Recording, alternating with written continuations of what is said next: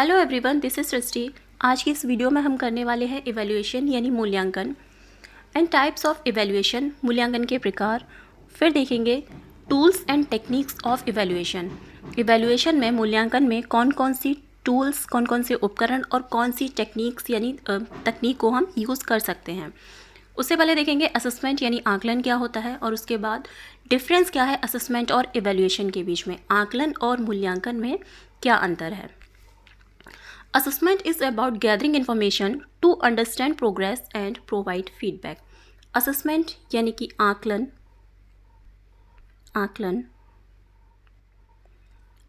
कैसा होता है। सबसे पहले तो आकलन पूरे साल चलता रहता है। ये कॉन्टिन्यूस प्रोसेस है, सतत प्रक्रिया है, ऑनगोइंग प्रोसेस है। ये सीखने की प्रक्रिया के दौरान ही किया जाता है आकलन, जिसमें टीचर बच्चों को फीडबैक देता है कि उनको कितना समझ में आया, कितना सीखा, कहाँ पे वो सही है, कहाँ पे वो गलत है, कितनी उनमें प्रोग्रेस हुई है। इन सारी चीज़ों के लिए टीचर बच्चों को फीडबैक देता है और उन्हें गाइड करता है। While evaluation is about making judgments and determining the overall effectiveness or success of something, जबकि evaluation यानी मूल्यांकन कब किया जाता है। मूल्यांकन बच्चों का सेशन के लास्ट में किया जाता है। एट दी एंड क्या किया जाता है, मूल्यांकन किया जाता है, जिसमें बच्चों को ग्रेड मिलते हैं। क्या उनका ग्रेड रहा है, A+ रहा है, A++ रहा है, या बच्चों के कितने मार्क्स बने हैं। ये सारी चीज़ें किसके अंतर्गत आती हैं, इवैल्यूएशन के अंतर्गत आती हैं, जो कि सेशन के लास्ट में किया जाता है। फिर देखते हैं असेसमेंट और इवैल्यूएशन में क्या अंतर है। आकलन और मूल्यांकन में क्या डिफरेंस है। सबसे पहला डिफरेंस है पर्पस पर बेस्ड है। ये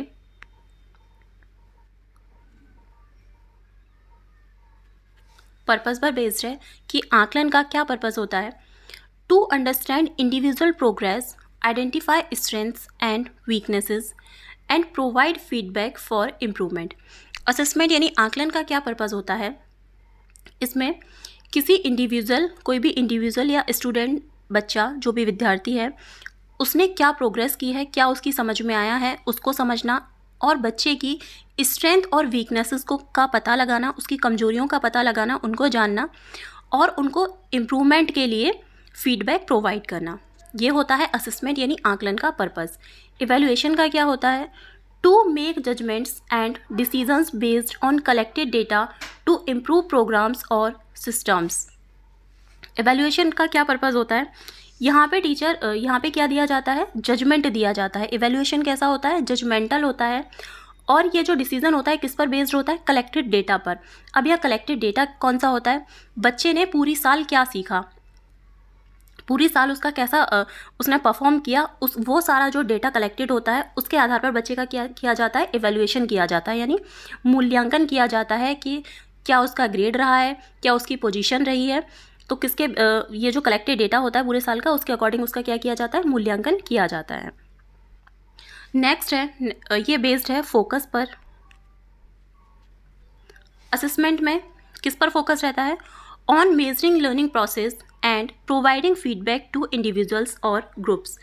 इसमें बच्चे की लर्निंग प्रोग्रेस क्या रही है, क्या उसके सीखने में क्या प्रोग्रेस हो रही है, कितना उसे समझ में आ रहा है, क्या समझ हो पा रहा है, और उसको फीडबैक प्रोवाइड कराना, इंडिविजुअल को, कोई भी, किसी भी बच्चे को या ग्रुप में फीडबैक देना। ये असेसमेंट का यानी आकलन इस पर फोकस करता है। इवैल्यूएशन में क्या फोकस रहता है, on judging the overall quality and success of something. क्योंकि evaluation at the end of the session किया जाता है, सेशन के लास्ट में किया जाता है, तो इसमें ओवरऑल क्वालिटी क्या रही है, ओवरऑल पूरे साल में क्या परफॉर्मेंस रहा है बच्चे का, उस पर बेस्ड, उस कलेक्टेड डेटा पर बेस्ड, इन सारी चीज़ों पर बेस्ड बच्चे को क्या किया जाता है, जजमेंट यहाँ पे दिया जाता है। इसलिए इवैल्यूएशन कैसा होता है, जजमेंटल होता है। फिर है primarily formative, providing ongoing feedback. Assessment कैसा होता है, फॉर्मेटिव होता है, यानी रचनात्मक होता है, और यहाँ फीडबैक प्रोवाइड किया जाता है। और आकलन कैसा होता है, ये समेटिव होता है, providing on overall judgment. Again वही कि यहाँ पे ओवरऑल जजमेंट दिया जाता है। इसमें असेसमेंट में क्या हो सकते हैं, जैसे क्लास में बच्चों को कभी क्विज़ करवा दिए, कभी टेस्ट ले लिए, जैसे यूनिट टेस्ट वगैरह होते हैं बच्चों के, ऑब्जर्वेशन कर लिया, अवलोकन बच्चों का कर लिया, प्रोजेक्ट्स दे दिए, असाइनमेंट यहाँ पे आ सकते हैं, मॉडल यहाँ पे आ सकते हैं। और समेटिव में क्या होता है, समेटिव में ग्रेडिंग रहती है, समेटिव असेसमेंट। ये डिफरेंस होता है आकलन में और मूल्यांकन में। फिर देखते हैं टाइप्स ऑफ इवैल्यूएशन, यानी मूल्यांकन के कितने प्रकार होते हैं। मूल्यांकन के प्रकार, मूल्यांकन के प्रकार।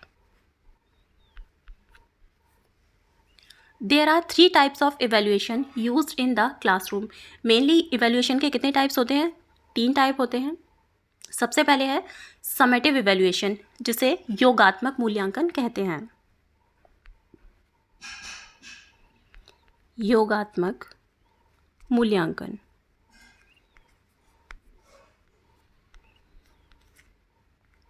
योगात्मक मूल्यांकन में क्या होता है, summative evaluation is an assessment conducted at the end of a learning period. ये कब किया जाता है, एंड में किया जाता है, लास्ट में किया जाता है। End of a learning period, जब सेशन खत्म हो जाता है तब किया जाता है योगात्मक मूल्यांकन, यानी समेटिव इवैल्यूएशन। और program to gauge overall learning and achievement, often used to determine a final grade और एसेस प्रोग्राम इफेक्टिवनेस। इसमें बच्चे की ओवरऑल लर्निंग क्या रही है, पूरे साल में उसने क्या सीखा है, क्या उसके अचीवमेंट्स रहे हैं, क्या उसकी उपलब्धियां रही हैं, यहाँ पे ये निर्धारित किया जाता है इसमें। और बच्चे का एक ग्रेड यहाँ पे, बच्चे को फाइनल ग्रेड यहाँ पे मिल जाता है, यानी समेटिव इवैल्यूएशन में, योगात्मक मूल्यांकन में। और समेटिव इवैल्यूएशन किसके के अंतर्गत क्या आता है, असेसमेंट ऑफ लर्निंग, यानी सीखने का आकलन। Assessment of learning. Assessment of learning, सीखने का आकलन, क्योंकि बच्चे ने क्या सीखा पूरे साल भर में, वो रिजल्ट कब आता है, लास्ट में आता है। इसलिए इसे क्या कहा जाता है, असेसमेंट ऑफ लर्निंग, यानी सीखने का आकलन। उसके सीखने का क्या हो जाता है, यहाँ पे आकलन हो जाता है, सीखने का आकलन।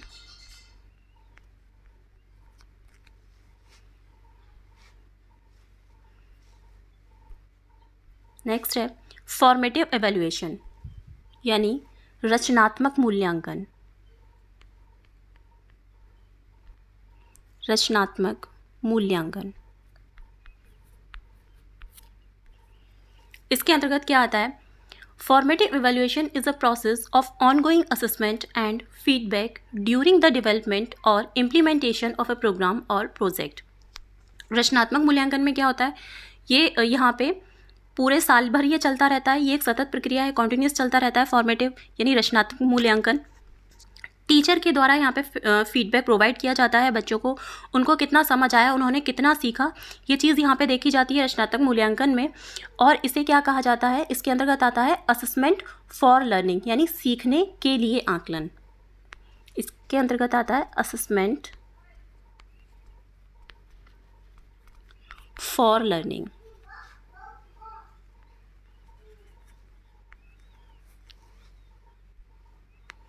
सीखने के लिए आकलन।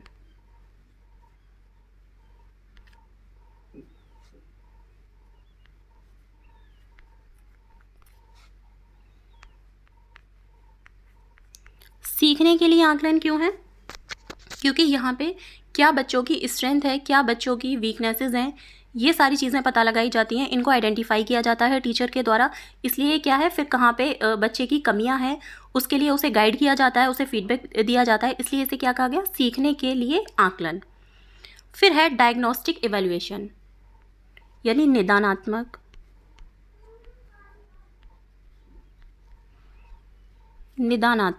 मूल्यांकन। निदानात्मक मूल्यांकन, इसमें क्या होता है, diagnostic evaluation is an assessment that helps identify strengths, weakness and learning needs of a student.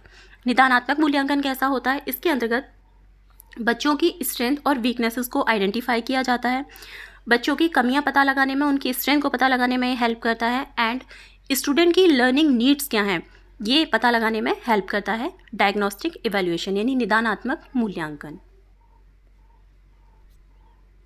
उसके बाद है टूल्स एंड टेक्निक्स, यानी उपकरण। टूल्स होते हैं उपकरण और टेक्निक्स होती हैं तकनीक। इवैल्यूएशन में हम कौन कौन से टूल्स और टेक्निक को यूज़ करके बच्चे का इवैल्यूएशन यानी मूल्यांकन कर सकते हैं। टूल्स हैं यहाँ पे हमारे पास checklist, rating scale, questionnaire, anecdotal record, cumulative record, portfolio. Techniques में है observation, interview, case study, assignment, debate, test या फिर एग्जामिनेशन। अगर हमें बच्चे का इवैल्यूएशन करना है यानी उसका मूल्यांकन करना है तो हम जो भी तकनीक यूज़ करेंगे, जो भी टेक्निक यूज़ करेंगे, उसके लिए किसी टूल की ज़रूरत ज़रूर होगी बच्चे का मूल्यांकन करने के लिए। किस तरीके से यूज़ करेंगे? सबसे पहले है ऑब्जर्वेशन।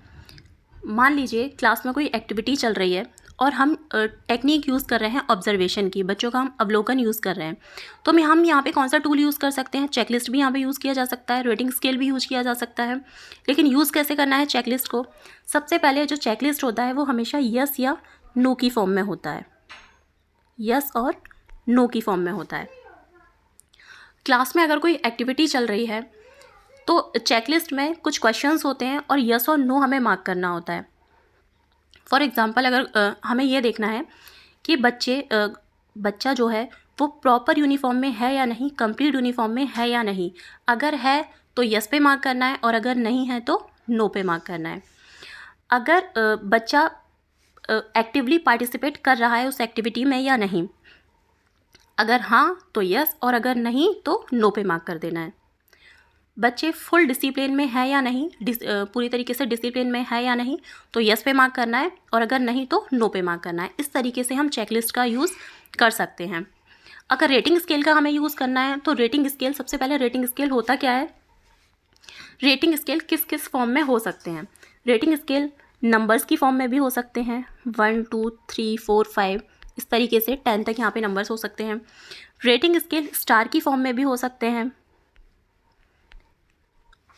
रेटिंग स्केल में रिमार्क भी बच्चे को दिए जा सकते हैं, जैसे गुड, अगर उसका अच्छा परफॉर्मेंस है गुड, बहुत अच्छा है वेरी गुड, या फिर यहाँ पे एक्सीलेंट भी बच्चे को की परफॉर्मेंस के अकॉर्डिंग उसे दिया जा सकता है।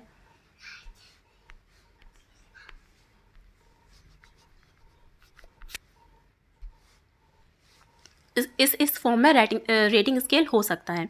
अगर हम ले रहे हैं इंटरव्यू टेक्निक का अगर यूज़ कर रहे हैं तो यहाँ पे हम देखेंगे और हमें रेटिंग स्केल टूल को यूज़ करना है तो बच्चे ने कितने क्वेश्चंस के आंसर सही दिए, कितने क्वेश्चंस के आंसर गलत दिए, या फिर उसने किन क्वेश्चंस को अच्छे से एक्सप्लेन किया, अच्छे से एक्सप्लेन नहीं कर पाया, उसका कैसा परफॉर्मेंस रहा इंटरव्यू के दौरान। तो रेटिंग स्केल को किस तरीके से यूज़ करेंगे? अगर उसने अच्छा परफॉर्म किया तो उसे 9 की रेटिंग दे देंगे, या फिर अगर हमें स्टार में देना है तो उसे 4 स्टार दे दिया, फिर 5 स्टार दे दिया। तो इस तरीके से हम किसे यूज़ करेंगे? रेटिंग स्केल को यूज़ करेंगे। फिर कौन सी टेक्निक होती है? Case study. लेकिन जो केस स्टडी जो तकनीक होती है, हमारी जो टेक्निक है, ये सभी के लिए एप्लीकेबल नहीं होती है, हर बच्चे पर ये अप्लाई नहीं होती है। ये जो प्रॉब्लमेटिक जो बच्चे होते हैं, प्रॉब्लमेटिक स्टूडेंट्स जो होते हैं, उन्हीं के लिए अप्लाई होती है। प्रॉब्लमेटिक जो स्टूडेंट्स होते हैं उन्हीं पर अप्लाई की जाती है केस स्टडी। और ये कैसी होती है? काफ़ी डेप्थ में ये जाकर ये की जाती है। और कौन कौन सी टेक्निक है हमारे पास? असाइनमेंट, बच्चों का असाइनमेंट दे सकते हैं। डिबेट, वाद विवाद करवा सकते हैं बच्चों में। कोई भी टॉपिक दे दिया बच्चों को डिबेट करने के लिए और फिर किसी भी टूल के माध्यम से हम उन्हें इवेल्युएट कर सकते हैं। टेस्ट बच्चों का ले सकते हैं, एग्जामिनेशन बच्चों के ले सकते हैं, जिसमें MCQ बेस्ड क्वेश्चंस हो सकते हैं या फिर शॉर्ट क्वेश्चंस उसमें हो सकते हैं, लॉन्ग क्वेश्चंस उसमें हो सकते हैं। टूल्स देख लिया, चेकलिस्ट हमने देख लिया, रेटिंग स्केल देख लिया। क्वेश्चन आयर में क्या होता है? इसमें प्रश्नावली होती है, क्वेश्चंस दिए होते हैं। अभी सबसे मेन आता है एनेक्डोटल रिकॉर्ड, कम्युलेटिव रिकॉर्ड और पोर्टफोलियो। सबसे ज़्यादा जो क्वेश्चंस यहाँ से बनते हैं तीनों से, और कन्फ्यूज़न भी इन्हीं तीनों में ज़्यादा रहता है। एनेक्डोटल रिकॉर्ड क्या होता है?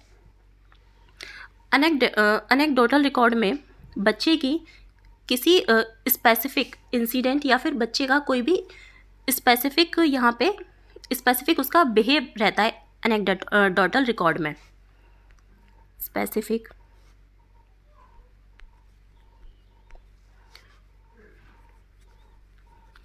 बच्चे ने क्लास में कभी कोई स्पेसिफिक कोई विशिष्ट व्यवहार यहाँ पे दिखाया हो, कोई स्पेसिफिक इंसिडेंट यहाँ पे रहा हो, तो वो किस में दिया जाता है, वो एनेक्डोटल रिकॉर्ड में दिया जाता है। ये जैसा होता है रिटेन होता है और यहाँ पे उस इंसिडेंट की शॉर्ट समरी होती है। क्या होती है? शॉर्ट में वो यहाँ पे उसे समराइज किया जाता है एनेक्डोटल रिकॉर्ड में। फिर आता है कम्युलेटिव रिकॉर्ड। कम्युलेटिव रिकॉर्ड में क्या होता है? कम्युलेटिव रिकॉर्ड में एक तरीके से बच्चे की पूरी हिस्ट्री दी होती है। यहाँ पे उसकी एजुकेशनल हिस्ट्री हो सकती है, educational history,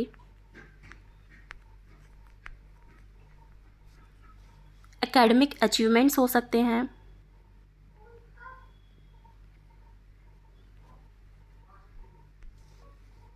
academic achievements,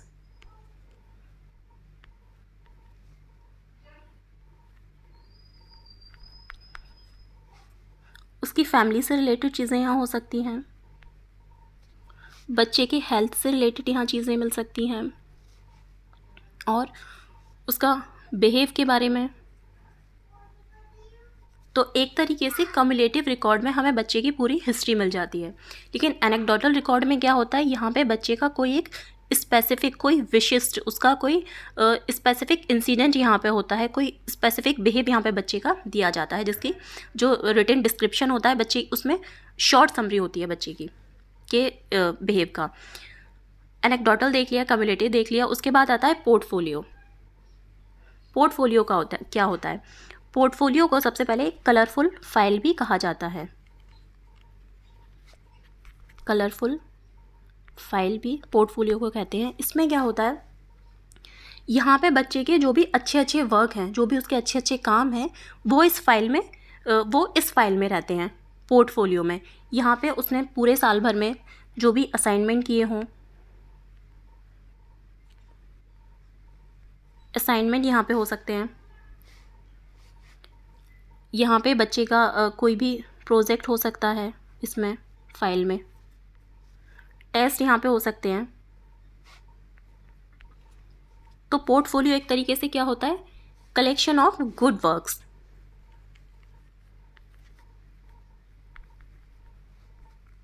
collection of